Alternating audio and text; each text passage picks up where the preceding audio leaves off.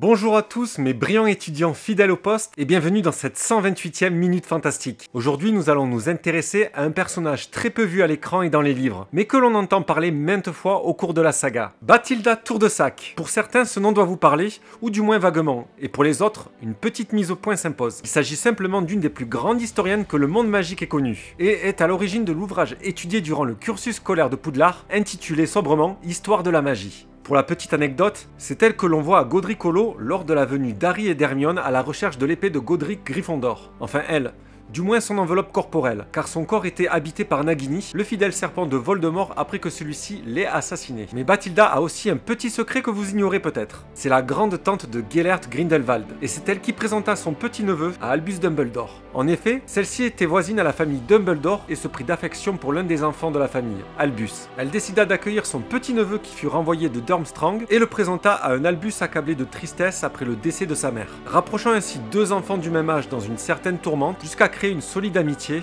voire plus. Hélas, on peut aussi affirmer qu'elle est à l'origine, de manière involontaire, d'un drame qui surviendra des années plus tard et changera le monde magique pour toujours. Je parle bien de la mort d'Ariana, la petite sœur d'Albus, qui décédera lors du duel entre Dumbledore et Grindelwald, touchée par le sortilège de la mort. C'est la fin de cette minute en espérant qu'elle vous ait plu. Et moi je vous dis à la prochaine pour une nouvelle minute. Nox!